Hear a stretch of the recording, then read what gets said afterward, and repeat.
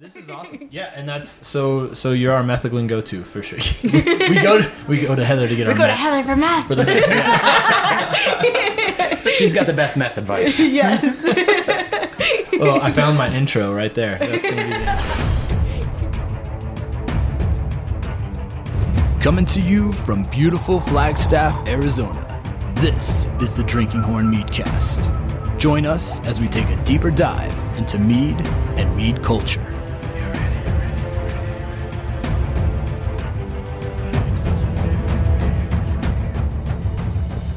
Hey, how you doing? Thanks so much for clicking that play button to listen in on this episode of the Drinking Horn Meadcast. I'm your host, Nick Irvin. For this episode, we decided to mosey on south of the tracks to go to a little place called the Potion Tea and Bakery. Why'd we do that? Well, we needed to go talk to Heather McLeister. She started the business, and she actually helped us decide what tea mixture to put into our Metheglin mead. If you've had Metheglin mead, our Metheglin mead, you know that it is black tea with orange peel and cinnamon, and you also probably know it's delicious. It's one of my favorites right now. In fact, I'm drinking some right now mixed with some ginger beer as we speak. We talked with her about the history of Metheglin, what Metheglin is, and we also discussed how her and Charlie and Kelly came up with the recipe, and Charlie talks about making it, and of course, Evan chimes in with some funny stuff every once in a while. Actually, we had a blast. We were laughing a lot, and you'll be able to tell in the episode, and hopefully you'll, giggle and laugh a little bit as well as you're listening to this. Maybe you're at work, maybe you're driving, maybe you're just sitting back in your living room next to a fire drinking some delicious mead. But thanks again for hitting us up and checking out the Drinking Horn Meadcast. Go ahead and tell everybody about it, or hit the subscribe button, rate and review it. We always love that, and it gets it out to everyone else out there in podcast land. All right, enough of the selfless promotion. Let's get on with the episode. All right, so I'm just going to hit record. We can just talk. This is not live, and I'm going to edit it, so don't be worried about saying something kind of stupid or Are we allowed to swear? Yes. Okay. Well, I think so. I mean, it's a podcast about alcohol. Yeah. Yeah, because I have a hard time censoring myself. Good. Good, me too. Yeah. I don't even realize it. Somebody's like, you just said fuck to a customer. Oh, that happened? Yeah, that happened the other day. Yeah, that was 2 days 2 ago. days ago. Yeah. I do that all the time. And they looked at me and they're like, do you say that word? Like that word? What are we, 5 years old? Yeah, how that could word? you? Yeah. So, welcome. We are sitting here in the lovely, absolutely cozy, bright yet cozy. I think that's a description I get right away because there's a lot of bright artwork and little accents, but yet it's cozy, especially with this music right now. I'm loving this. It's like Harry Harry Ella Potter Fitzgerald. in Yeah? That's the vibe you were going for? Mm-hmm. So the person giggling over here and answering the questions, would you like to introduce yourself? This is your place. My name is Heather McLeister, and my business is Potion Tea and Bakery. We've been around for about 3 years now. Oh, okay. Yeah. Nice. That answers one of my questions. So 3 years. All right. 3 years. That's yeah. awesome. 3 years in February. That's it. That's kind of a huge. Oh, Us too. Nice. Yeah, this is Evan with Drinking Horn, but that's, us too. We're going to be 3 years in February, so that's awesome. Fantastic. February what? I don't know, 2020? Are you want a specific day? No, February what? February 3rd, February 18th. Oh. I've seen if you guys matched perfectly. I'm pretty sure mine was the 1st. Was it? I think we were maybe. I have no idea. I'm not gonna make up lies. Well, when do you celebrate your anniversary? February. Yeah. All right, next question. All right, so that was Evan, co-owner of Drinking Horn Meadery, and then we've got someone else who is with us today, part of Drinking Horn. Who's over there? Hello, this is Charlie. I am what you would call the head brewer. Is that what you would call it? That's what I would call it. Yeah? Head brewer. Nice. I mean, I know the head part makes sense, Right. but the brewer part. Slave also works. Oh, yes. Head slave. I feel that. Slave number 1. Cool. Is it called a mazer? Is that what you would call a mead maker? It's a debatable point. Okay. So technically, because we're considered a wine, we are vintners. Oh. And that's an awful word. I don't like it. Well, you shouldn't have brought it up then. I know. So we are mazers. That's what we are. The mazer is also a type of It's a wooden drinking vessel. Yeah, correct. It's like a little wooden drinking bowl. So Charlie is a little wooden drinking bowl. Correct. Filled with mead. He sounds like a person. But really, he's a drinking bowl. Yes, full of mead. He is usually full of mead. That's true. We're all usually full of mead. We all kind of stay full of mead. Yeah, so we're all mazers. All right. So we're here in Potion Tea and Bakery. Yes. And I wanted to kind of just, before we get into why we're here, wanted you to talk about your place. Talk about why tea? How about that? Why tea? Well, I went to culinary school many years ago, and I was a professional chef for about 10 years. And I just got away from it for a while, and I saw the place come up for sale, and I was like, that's really what I want to get into. And I've always drank tea. Like, instead of drinking water, I drink tea. So, like, I always have, like, a quart of tea that I drink every day. Like, I rarely drink water. And also, I've always been into natural healing, herbs, all of that sort of thing. So it just seemed to make sense. And it just all kind of came together. And I approach tea, I think, differently than other places because I have that culinary and chef background. So I serve everything crazy strong. I want people to taste flavors. Because a lot of times people are like, I don't like tea because it's very weak. There's nothing going on. I'm like, come try my tea. Because it'll knock your socks off. Yeah. Nice. That is awesome. That's what I like to hear because I like my scotches really smoky and peaty. I like my IPAs super bitter. Like I like that strength. I like to get hit in the face with things. Yes. You know, and I like strong flavors. So that's awesome to hear about the culinary background and about the herbs and stuff that you said have always been interested in because that's what we're going to talk about. And that was really, I think, if not the main reason, one of the main reasons why we made this connection together with the Metheglin beer. Edit point right there. That's really why we made the connection with the Metheglin mead and you and your tea. So that's something I definitely want to talk about is the herbs and your background with that and why these herbs may work together.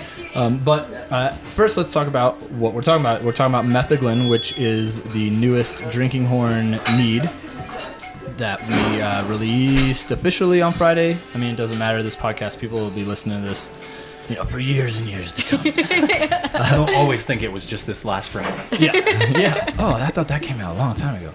What is a Metheglin? I'm going to ask Evan and... Yeah, absolutely. So a Metheglin simply means just like there's many styles with mead, edit that shit too. Just like how there's many styles with beer, you have IPAs, you have stouts, you have all these different variations on it. And it's the same way with mead. There's different styles and types of mead. And so Metheglin is actually a type name for mead. It's not anything that we specifically came up with. I believe that it's actually Norse for medicine. Is I think where some of the origins of the word came from, right? So that's you were wondering where Metheglin came from. Yes. And I think traditionally mead was used very frequently to help imbibe some of these things that weren't necessarily so tasty, but that were things that provided nutrients or micronutrients or whatever, especially during the winter season when you don't have greens, other things like that available, but possibly you have these herbs that will give you the same sort of nutrients that you need, but they taste like ass. Right. And so you'd put them into a Metheglin. And so you'd make this herby mead so that it's what is it, a spoonful of sugar helps the medicine go down? Definitely. Yeah, spoonful of honey makes the medicine go down in this case. Yeah, Metheglin, medicine. Nice. Wow, I love that's that. so cool. Yeah. This is the first time that Drinking Horn has made a Metheglin. Am I correct in that? That's correct. So we do have a coffee mead, but technically coffee is not an herb. Yeah. It's a bean. It's a bean, which is the fruit of the plant, I would say. So still technically a melomel. So melomel is another word from the mead categorization, and it just means a fruity mead. It's a very big generic term. Okay. And so a lot of what we make currently is fruity meads. Right. And so it's melomel. So it's pomegranates and pineapples and all that good stuff. Mm-hmm. So Charlie, can you talk about the ingredients that are in? So Metheglin covers all herbs and spices, but we specifically have a couple ingredients here. Can you describe those ingredients that went into this Metheglin? Yeah, in this one we used a black tea, and it came with dry orange peel in it, and also cinnamon. And so we took the 3 and we put them in like a cheesecloth, and being that it was our first time doing it, we weren't sure if we wanted to do a cold brew or a hot brew, so we started with a cold brew, put about 2 cups of the tea mix into a cheesecloth, and daisy chained about 8 cheesecloths together and soaked them for about 24 hours. Did that for 3 or 4 days and got a nice base flavor, but it just wasn't quite the strength that we wanted it. And so then we went through and we made a hot brew with the last probably pound of the tea and about 2 gallons of hot water, and we added that, and it just got it to the perfect level. So, and it's like I said, it's our first Metheglin, and that's all Charlie's craziness. He's doing crazy things back there. Nice. Absolutely. this was my first solo flavor. I got the idea from a tea that my mom used to make back when I was in high school and college. She made hers. It was like a dry mix that you mixed with water, and she called it Russian tea. But it's basically the same thing. You have the orange flavor, you have the tea flavor, and the cinnamon flavor. And anytime that I drank it, it just brought me right back to being home for the holidays and warm and cozy. So I decided I wanted to try to make a mead flavor that brought that feeling as well. Nice. I think that's awesome because like we occasionally get people drinking it and it gives them, they've never had mead before and they drink mead and they get this nostalgic look on their face and they're like, oh my gosh, for whatever reason this reminds me of my childhood with blah blah blah blah blah. And so it's awesome to have you like pulling that together as the reason for the flavor, not just drinking something and having a memory spark, but actually pulling it together like from the family history and making something out of it. That's awesome. Yeah, a little bit of Charlie's gift to you guys, a cozy feeling. That mix you just said, now I'm coming in here blind, I don't know, but was this a blend that you, Heather, had already made and had available, or was this something that you guys worked on? We did collaborate because I wanted to get the flavor profile exact, so we blended my cinnamon chai, my Traque chai, with orange peel, and that because we taste tested here in the shop before you guys landed on what you wanted, so we just made sure it was the perfect one. But it's my Traque chai, my cinnamon chai. Can you spell that? Traque? Traque, it's Tra and then space Que. Oh, okay. So it's a village in Vietnam that grows a lot of cinnamon, because the cinnamon I use is Vietnamese cinnamon that is... It's different than any other cinnamon. It's my favorite cinnamon to use because it has a natural sweetness to it. So a lot of times people that are trying to avoid sugar, they love it because it just is naturally sweet. And it's like the strongest and the best tasting. So that's cool. We noticed that with the cinnamon, that it wasn't bitter or anything. Right, Because with brewing right. a lot of times, like, you can relate on this too, Nick, like it's brewing with cinnamon can be a little scary because it Yes. can really go overpowered fast. And that was just, or it'll get bitter and kind of bite on the mouth, and like it didn't Right. have any of that. And it's Yeah. What's up? Oh, you're pointing at the bottle. a gesture. Evan just got thirsty. Yeah. We do have a bottle here to imbibe on, to share. And so, yeah, we'll open that up. Heather, could you talk about... Is this a new kind of experience to have someone come in and taste a blend? I'm sure it's probably not, but have you had people come in, other either companies or people that came in and really worked with you on getting a blend together? no, I would say this is the first time I've worked with another business where they wanted to, showcase my product and their product too. So Cool. yeah. Well, it won't be the last, I can tell you Very that. exciting. No, yeah. Nice. Definitely not the last. We're really happy with the way it came out. Because a lot of our other meads are kind of sweet and fruity and along that sort of a line, and this one is just it's something entirely different from everything else we make, which is awesome. Yeah. Can you speak to that difference? Mostly, like I said, so we do make dry stuff, we make sweet stuff. So like it's not the fact that it's dry, it's just a very different feel in the mouth when you have the herbs instead of the fruits in there. Cool. And I am pouring light. Well, I don't know. It could be light for some, could be heavy for some, but if you want more or less, let me know. What do you think? I just saw you sniffing it, Heather. What do you think of the nose? I love it. It's like you said, it's very cozy. Like how Charlie was saying, it's cozy but still refreshing. It's one that I think is good room temperature, cold and warm. It works all three different ways. I feel like some of the subtleties come through a little bit more at a room temperature, but... And that's what I brought. I brought a room temperature one. And I like it at room temperature preferred myself too. I think a lot more of the orange pops out at room temperature, and I think you get a nicer balance with the tea in there. When it's cold, I feel like with a lot of things, when it's cold, you just taste booze because it inhibits all those flavors from escaping. Exactly. Yep. Yeah. That's and why. what's it like warm? It's really good. We've been mixing it with. I actually like it. We have an apple mead. And I've been mixing this with some of the apple and warming it up. That sounds and perfect. it's like the filling on an apple pie. Yeah. And so it's that could be another mead, apple pie mead. We need to. Mm-hmm. We need to. Yeah, and we can skip the graham cracker crust. Throw that out. Right. No crust. No crust. No graham cracker crust. It's a waste of time. Okay. The crust is just there to keep all the good stuff in. It'll keep it gluten free. That's right. Yes. That's right. Oh, there you go. Thinking over here for sure. We talk about, as we taste this, anything else to talk about the flavors? I forgot how much I like this because I actually haven't tasted it since bottling day. I don't know why. I'm an idiot. But this is... Bluetooth was my favorite, and this one has now topped it. I think that tea with the cinnamon... I had mentioned earlier about I like smoky scotches and peaty scotches. I think it reminds me of an earthiness. That tea and that cinnamon brings out an earthy... I wouldn't describe it necessarily as smoky, but it's like the cousin of smoky to me. Mm-hmm. Smoky's little cousin. Smoky's cousin. Yeah.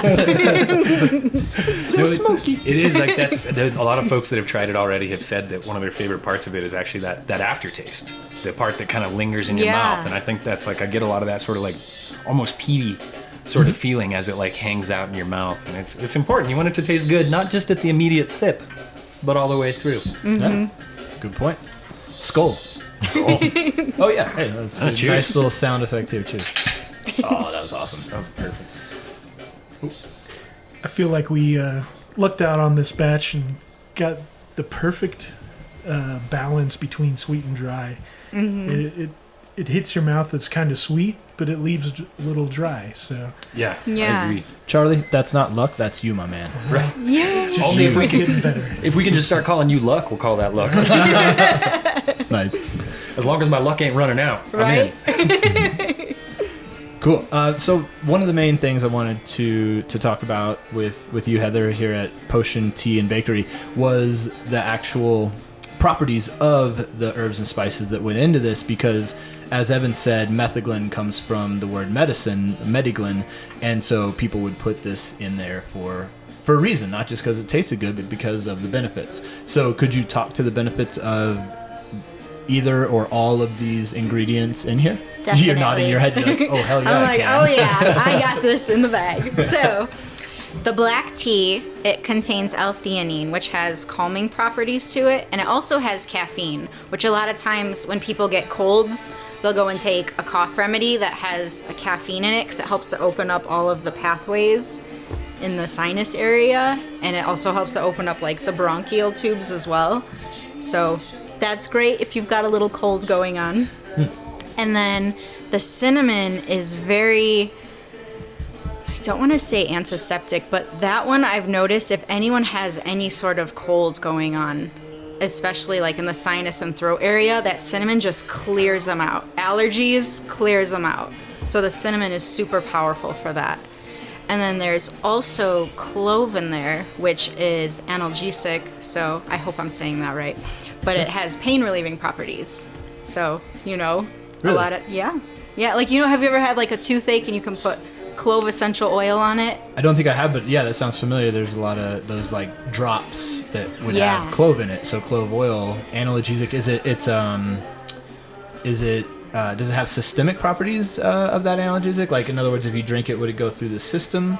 I would say yeah. So it definitely have like anti-inflammatory all over the entire body. So it'd be nice like if you just had a hard work,out or a hard run, you could just drink that and just chill. You know, the mead for a hard run. Yeah. This is I used to drink chocolate milk after a post-workout, but now it's going to be Metheglin mead. Nice. Can you repeat that first word you said that the tea had? It started with an A. It was a really cool, fancy word. L-theanine. L-theanine. Yeah, it's a calming property that's in all tea leaves. So tea leaf, people will say, rooibos tea or chamomile tea. That's not true. Tea is only Camellia sinensis leaf. It's just one plant. And then that plant creates green tea, black tea, white tea, oolongs. So just depending on when you harvest the leaves? Or? Yeah, and how you process it too. So L-theanine is in Camellia sinensis. Cool. Yeah. And that's a calming thing to help to offset, because the caffeine hits you fairly immediately because it's water soluble, but then about 20 minutes in, the L-theanine kicks in, so you're not like, coffee, woo, you're just like, I can focus, I can chill, but I still feel a little amped. I like that. Yeah. I like that a lot too. Yeah, I'm a big coffee drinker, but like sometimes it just has such negative effects on me. Yeah. With that jitteriness and that craziness. So right. Word up to L-theanine. Yes. Word to L-theanine. Yeah. That's awesome. So yeah, this is something that, and we're not joking about mead having these good properties. All by itself, honey has so many great properties. Let alone putting in some of these other herbs and different ingredients. And one thing I did want to, I'm sure you, Heather, are familiar with honey. We're sitting underneath a bee right Yes. here. A bee, well, not a bee. Well, it's a bee. A bee painting. Oh, okay. And me and Evan have sat below some bees quite a bit. But honey, for you, what role does that play here at Potion Tea and Bakery? Huge. So I'm not a huge fan of sugar. So anytime somebody comes in to get a chai or any sort of tea latte, they automatically get half and half or almond milk and honey. It's automatic. I don't use sugar in my tea unless somebody requests it, which I still try to be like, no, I don't want to do this. This hurts my heart. But, sometimes people want it, so I do it. But yeah, I'm like, honey, hands down. Nice. Awesome. Yeah, that's your prerogative here at your shop. If they Yep, I do what I want. They don't want I do what I want. Nice. Cool. Yeah, so honey plays a big role. Is it anything else other than a sweetener? Or is that that's its main That's role? its main thing, but I mean also it has antibacterial properties to it, which I'm sure like honey is just amazing. As far as sweetener goes, it's at the top of the list. Yeah, it seems almost do the opposite of what I've heard sugar Yes. does. Sugar is an inflammatory. It does create inflammation. Totally. Totally. That's cool. Charlie, so when you are there, when you are here, because you came here to work with Heather to create this blend, can you describe that process? Yeah, me and my sister Kelly, who's also part owner of the Drinking Horn Meadery, we came in one afternoon and sat down, and Heather served us up 3 or 4 different teas, and we tried them all out, and the one that we picked ended up working out perfect for us. We ordered 8 pounds of it, I think, and all 8 pounds went into right into the mead. So that's a lot of tea because tea's light. So can you describe how big that was? What'd you walk out of here with? Like a I think it was giant, like a shopping 3.5 big bags. Yeah. All right. Nice. Oh, wow. Nick's exclaiming because I'm pouring over here, and I don't know how to pour light. Yeah, Evan ended up giving me quite a bit pour. of mead. That was me looking at you, thankfully, though, as well. So cool. So what were some of the ones, did other ones, you said you tried 3, correct? Right? Yeah. Are there any that kind of tickled your fancy for another time, or did you guys talk about other ideas? Because I'm saying the way this turned out, like we need to do this. We did multiple times. We had tried one of them that we tried was more of an oolong tea, and it was really good too. It's one of my favorites, but we ended up just going with what? How do you say it again? I'm sorry. The Traque chai. Traque chai. TRA space QUE. It's a village in Vietnam. And is K? I mean, I know K is like Y, right? Oh no, Vietnam. So not in the okay, like or what? I mean, K what K? Huh? I don't know. I was thinking Spanish too when you said trick. Yeah. That's another edit point right there. We'll get those. We'll get those. Yeah. I'm just kidding. I don't edit at all. So what could be next? Do you think oolong could be? Or let's ask Heather. What do you now that you've tasted your product in the mead? Are there any ideas? And there doesn't have to be, but is there any ideas that are popping into your head right now? Heck yeah, like sarsaparilla root. We just talked about that yesterday. Yeah. Sorry to interrupt, but that's awesome. And I have this tea. It's called Lapsang Souchong. It's smoked over fires. Now I'm excited because you said the mountains of smoked. China. Yeah, Sorry, so repeat it's that. like it's a smoky black tea. And you could that like sounds do good. that with cinnamon, or you could even do it with like a plum, like a smoked plum. Like, I mean, the possibilities are enormous. Nice. The smokiness. What was the name of that one again? Lapsang Souchong. So I feel like I've had that. It's super strong. Yeah, right? it's like drinking a straight up campfire. Yeah. Yep. Oh Yeah. man, I loved it. I had where did I get a bag of that? I got a bag of that when I was on some trip somewhere, and brought it back. And someone called it like the tea of Hemingway or something like that. Like he used to love this like strong smoky tea. What was one you got excited about? The sarsaparilla. Oh, sarsaparilla. Yeah. Or using something that tastes along those lines. Yeah. Charlie and I were just talking about it yesterday. Or even like kava root. I mean, you'd have to. That doesn't taste good, so you'd have to really monkey with that one. But that would be cool too, and that has the properties of making you feel.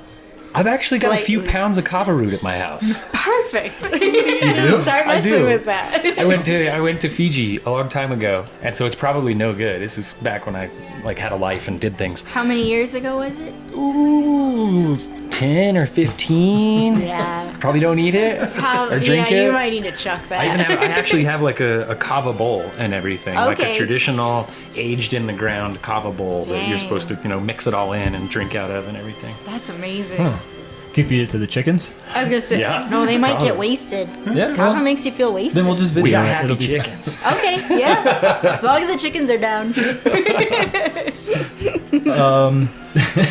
nice. Ooh, honeybush might be nice as well. I know It's not like- of honeybush. Yeah. What is So- honeybush? Are you familiar with rooibos tea? It's like red tea. Yeah, all right. So it's like a cousin of rooibos that has more vanilla and caramel notes to it. So it's like the sweet, sassy cousin of rooibos. Is he also cousin to the smoke? Is that the? There's Little Smoky, the little cousin Smoky. Are they all in the same family? Yeah. Oh, what is is there a family for tea, or is it a genus, or Just what's the most common? Camellia sinensis. Okay. That's how I know it is. Like that's I think the Latin name for the plant. Cool. Yeah, and it's just the tea plant. So back to the sassy red. What was that again? It's a That one is called honeybush. Honeybush, that's and right. it's a cousin of rooibos redbush, which is all grown in Africa. I mean the name. And there's no right there. caffeine in that either. Nice. Oh, Yeah. well, I won't hold that against it. Nick loves his caffeine. And it fits perfectly. You've got the word honey in it right there. Exactly. So, honeybush yeah. mead. Could be honey. Honey. Just call it honey squared. Baby, baby. Yeah. Oh, they're multiplying. Do you guys do anything with lemon balm or anything like that? I love lemon balm. Yeah, I've got tons of that. Lemongrass.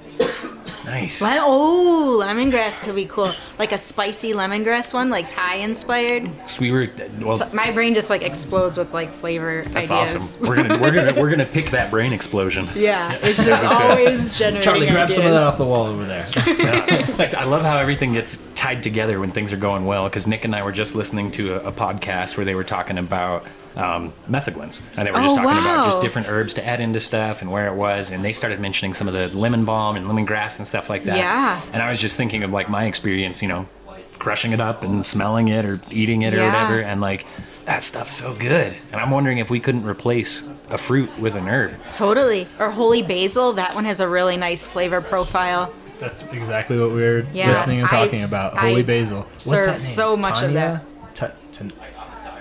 They were calling Tulsi. it something. Tulsi. Yeah. Yeah. Yeah, I was sitting there I trying know to Google all it the while I was in the things passenger seat. about herbs. This is awesome. Yeah, and that's so you're our Metheglin go-to for sure. we go to Heather to get our Go to meth. Heather for math. For the She's got the Beth Meth advice. Yes. Well, I found my intro right there. That's going to be the intro. Cool. And you talked about spicy. You said Thai inspired. Are you talking about like capsicum spice, like Yeah, that like cayenne pepper. Yes. I've been Coconut maybe. Ooh, all right. Oh, a Thai coconut lemon balm Coconut. kind of thing. Yeah, Basically, that would be cool. I've been very gently saying things towards Evan about a spice, about a cayenne, about some kind of like spiciness, because I think the spiciness in the honey would be so delicious. Did you ever do anything with that homebrew? I never did a spicy one homebrewing, and we haven't what about, yet. What about you, Charlie? You ever played around with spices? Nope, but I do love my spice, like hot spices. Oh yeah, whenever we get pizza, you get the green chilies, right? Yeah. Yeah, Nice, you do like that. nice. Jalapeno is my favorite flavor. So. Yeah. Oh, you should do a jalapeno one. So many ideas, and that's why we're getting together right now, so we can meld this and go back and remember and come up with some more kick-ass recipes for sure. And you said the lemon balm and the spice would go well? I think lemongrass more. Lemongrass, okay. Lemon balm, it's more gentle, so you could do like a lemon balm lavender if you want to do like a strictly herb one. That would be nice. Or even it would go nice with chamomile as well, because chamomile has a lot of apple notes to it. So that would be lovely too. Be good. Yeah. I think that's what they were talking about, was using the lemon balm with lavender, actually, because they're both kind of that gentle, subtle sort of flavors. And Yeah, lavender will be subtle to a point, and then Yeah, and then it's like, woo, soap, yay! right. We're going to try to avoid the soap factor Yes. as much as possible. as much as possible. Oh, cardamom! OMG, you could do so much with cardamom. It's like super exotic and like, oh yeah. Cool. Are there Yeah. any cool medicinal effects of cardamom? That one, it's more of a cooling herb, or spice, I guess you would say. They're like little pods. I mean, it's really good for just, I would say it's anti-inflammatory. But honestly, like, it just tastes amazing. Hey, sometimes it just Yeah. has to taste good. Yeah, it just tastes Not amazing. everything has to be awesome for you. Yeah. Although I don't think it's probably negative. For No, you. I'm sure there's some awesome things that I need to learn about it. It tastes good. It makes you happy, and if you're happy, you spread that happiness. Yeah, and So, it's a cooling herb It's a because win. we're generally very hot in Arizona. Yeah. So, I mean, not so much up here, but, well, during the summer. Oh yeah. But cardamom just will cool everything down. Interesting. Yeah. All of us up here in Flagstaff start melting at about 75 degrees. Yeah. Yes, this is very true. We start crying. If it hits 80, it's a heat wave. Yeah, we're like, is. done. Yeah. I can't. Close the business. Everybody's going home. Yep, It's can't 84. do life anymore. Yeah, we're funny little creatures up here. Awesome. So I think this is a part one of many, as far as maybe not the podcast, maybe the Meadcast, but at least with the collaborations for sure, because I think Metheglins are a huge part of. I would hope. I'm sitting here speaking for Evan and Charlie, but I think Metheglins should become a part of a lot of our stuff there over at Drinking Horn. I think it's a great addition, to have going along with everything else. It's that whole, we always want to try to make sure to have enough flavors so that no matter what your palate is, when you come in, we can find a mead that's to your liking. It's just like the first beer you drank, everybody thought tasted terrible. And so it's like, we don't want people to have that experience with mead. We want them to be able to find something they actually like. Yeah. Not that they have to teach themselves to like it. Right. Like, they don't have to develop a taste for it. Right. Yeah. Yeah, and I've seen that with you guys' mead for sure. There's definitely that wide variety that people will come in and yeah, it's kind of fun to explore that too. Right, you have your flight boards and you have 8 different. Well, we have more than 8, but 8 at a time, and it's cool to see that exploration of they start talking about this one and that one. I like this one. Well, I like this one better. So it's fun. It is fun. And I'll be excited to see the comments from folks because this will be up on Untapped and people will be reviewing it and all of that stuff. So it'll get That's all fantastic. of that stuff will be happening for Yes. better or worse. Yeah, exactly. Yeah, Untapped, definitely for better or for worse. All right, closing thoughts, Evan, about this collaboration. Awesome collaboration. Can't wait for the next one. Very excited. Cool, Yes. Charlie. Round 1 was a success. Excited for round 2. Nice, and Heather. We will just make all kinds of flavors. I'll just start generating ideas. Nice, Beautiful. You already have. I feel like you've got a head full right now. Yeah, we're Yes. coming back for that sarsaparilla talking. Yes. Yes. Evan will kick open over it. Let's talk sarsaparilla. I'll wear my fancy hat and boots. As if I own anything fancy. Cool. So Heather, where can people find your store, where are we sitting right here located if they're looking for you? So I would say the best way to find us is that we're across from the climbing gym parking lot right on Benton. But if you type it into Google Maps, it's got a San Francisco address, North or South San Francisco Street address. Okay, so if you're on San Francisco looking for it, just pop around the corner on Benton. Yes, yeah. Good deal. What are your hours? They are every day, 10:30 to 6:30. That's cool. When did that start? Every day? Like 3 days ago. Oh, snap! I was gonna say I didn't think it was every day forever. Cool. And then, are you guys on social media? People want to check out what's going on here? Yep, I have an Instagram page that I believe is linked to Facebook. I'm not active on Facebook, but definitely on Instagram I am. Awesome. Sweet. Anything you want to plug about your shop? It's awesome. It is. And we have something for everybody here. So even if you're a coffee drinker, we have a little bit of coffee. But yeah, tons of teas, tons of chais. We have the best matcha in town. I can say that with absolute confidence. Right on. Yeah. And it does have bakery in the name. Yes. So I have culinary background. I make all of my own cookies, muffins, truffles, and I infuse tea into pretty much everything. Oh, that's so cool. Yeah. That is cool. Nice. Well, thank you for hosting us here. Yes, And thank you. This has you. been lovely. Nice. And thank you so much for all the knowledge that you've given to our new release Metheglin. Yes, I'm very excited. And I love the name that it means medicine. Like, that's so spot on. Yeah. That's fantastic. Nice. Cool. All right. Well, I think that'll do it. I'll have some kind of little outro going right here. Online. Yeah. Join us, subscribe, blah, all those good things. Tell a friend, blah, blah, blah, blah. Buy a Mead Hall membership. It's protocol. All right, well, that does it for this episode of the Drinking Horn Meadcast.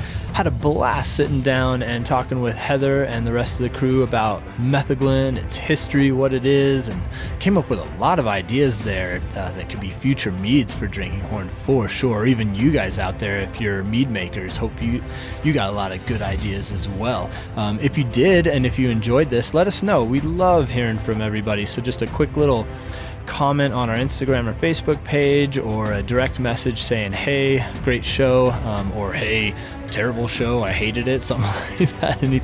Any comments or feedback is great. Any questions as well that we didn't cover here that you still have, ask away. We love it. We love the interaction. That's what we want this podcast or Meadcast to be about. So thanks again for joining Drinking Horn Meadcast. Remember, all you need is love.